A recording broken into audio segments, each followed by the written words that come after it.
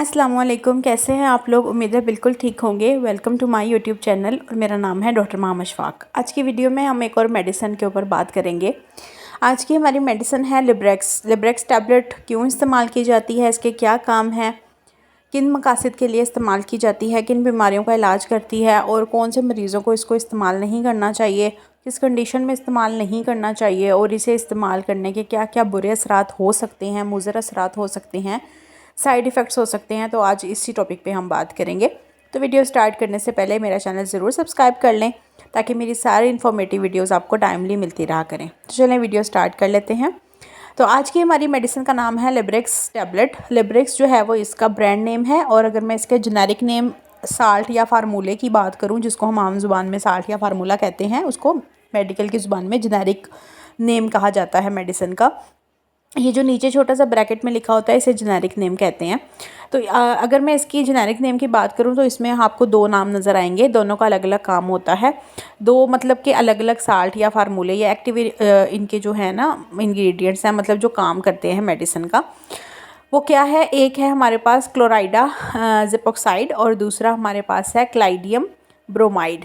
ये दोनों सॉल्ट अलग अलग काम करते हैं। अगर इस दवाई के इस्तेमालात की बात करें तो बहुत सारे लोग जो हैं वो इसको मैदे के मामलात में इस्तेमाल करते हैं। डॉक्टर आपको प्रेस्क्राइब करते हैं ये दवाई उन मरीज़ों को जिनको मैदे के मसाइल होते हैं, जीआईटी के मसले होते हैं, गैस्ट्रोइंटेस्टिनल मतलब आंतों के या मैदे के जो मसाइल होते हैं उसका इलाज करने के लिए इस्तेमाल किया जाता है। पेट में अगर आपको गैस के प्रॉब्लम है, गैस पास नहीं हो रही या स्टूल पास नहीं हो रहा, मतलब आम ज़ुबान में अगर आपको गैस के या पखाना का मसाइल है, बॉवल का मसला है, इस तरह के कोई भी मसाइल हैं। इसके अलावा अगर आपकी आंतों में सोजिश वगैरह हो गई है और इसके अलावा अगर आपके पेट में मरोड़ उठते हैं, मरोड़ होते हैं बहुत ज़्यादा, तो पेट में सूजन होती है, ब्लॉटिंग होती है, स्वेलिंग हो जाती है, मतलब इस किस्म के जो भी मसाइल होते हैं जो मैदे के साथ और आंतों के साथ ताल्लुक़ रखते हैं, हाजमे के साथ ताल्लुक़ रखते हैं, तो उस कंडीशन में इस दवाई को इस्तेमाल करवाया जाता है।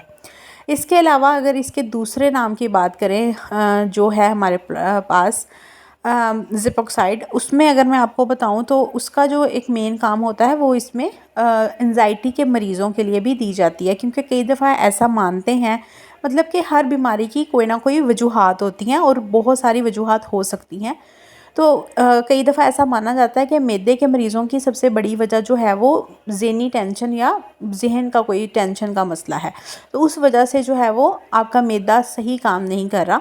तो ऐसे मरीज़ जिनका मैदा बाकी दवाइयाँ खाने से ठीक नहीं होता या बाकी इलाज करवाने से ठीक नहीं होता, उन्होंने बहुत सी मेडिसिन खाई, बहुत सी गोलियां खाई, फिर भी वो ठीक नहीं हो रहे, तो उस कंडीशन में डॉक्टर आपकी प्रॉपर आपसे पूछेगा, आपसे क्वेश्चन करेगा, हिस्ट्री लेगा आपकी, मतलब प्रॉपर आपसे बात करेगा। तो जब आप उनको अपना मसला, असल मसला बताएंगे कि अगर आपके मसले में ज़हनी टेंशन या ज़हनी मसाइल की वजह से अगर आपका मैदा डिस्टर्ब होता है, तो उसके बाद मतलब अगर आपको कोई टेंशन हुई, अचानक आप कोई स्ट्रेस में चले गए, तब आपको एकदम आपका पेट ख़राब हो गया, कुछ लोगों को लूज़ मोशन हो जाते हैं, कुछ लोगों को कॉन्स्टिपेशन बहुत ज़्यादा हो जाती है, कुछ लोगों के पेट में दर्द होना शुरू हो जाती है, तो ऐसे लोगों के लिए ये दवाई ज़्यादा हेल्पफुल साबित हो सकती है। लेकिन इस दवाई को कभी भी आपने ख़ुद से नहीं लेना, क्योंकि ये दवाई हर आम मरीज़ के लिए नहीं होती है। आपने ये दवाई सिर्फ तभी इस्तेमाल करनी है जब आपको डॉक्टर ने प्रॉपर तौर पे गाइडलाइंस देनी है, आपकी बीमारी को प्रॉपर डायग्नोस करना है डॉक्टर ने, फिर जब आप वो लिख के देगा तभी आपने ये लेनी है, खुद से नहीं लेनी है। काइंडली इस तरह की वीडियोस सिर्फ नॉलेज के लिए बनाई जाती हैं ताकि आम आवाम को बताया जा सके कि कौन सी दवाई किस तरह काम करती है, लेकिन आपने इसको खुद से नहीं लेना, बल्कि किसी भी दवाई को आप खुद से इस्तेमाल ना करें, वो ज़्यादा बेहतर होता है। क्योंकि हर मरीज़ की कंडीशन डिफरेंट होती है, बीमारी की जो हालत होती है वो डिफरेंट होती है, बीमारी की जो एक मतलब स्टेज होती है वो डिफरेंट होती है, तो दवाई भी उसी हिसाब से गाइड की जाती है। तो आपने खुद से नहीं लेनी, आपने प्रॉपर प्रेस्क्रिप्शन को फॉलो करते हुए ही इस दवाई का इस्तेमाल करना है। तो अब हम बात कर लेते हैं इसके मुज़र असरात की और किन लोगों को ये दवाई नहीं लेनी चाहिए उसकी। तो पहले वो लोग जो दवाई नहीं लें वो ये हैं जिनको लिवर के मसले बहुत ज़्यादा होते हैं, जिनका लिवर बिल्कुल डैमेज हुआ हुआ होता है, वो ये दवाइयाँ ना लें इस किस्म की, खुद से मतलब बिल्कुल भी ना लें। वो भी आपको डॉक्टर गाइड करेगा कि आपको कौन सी दवाई ऑल्टरनेटिव लेनी है। इसके अलावा अगर आपके गुर्दे बुरी तरह ख़राब हो चुके हैं तब भी आप कोई भी दवाई इस्तेमाल ना करें और इस किस्म की दवाइयाँ इस्तेमाल ना करें खुद से। इसके अलावा अगर आपको ब्रेस्ट फीडिंग मतलब माँ जो दूध पिलाती है ब्रेस्ट फीडिंग पे हैं वो भी ना खाएं, और जो प्रेगनेंसी में है मतलब प्रेग्नेंट वूमेन है वो भी ना खाएं।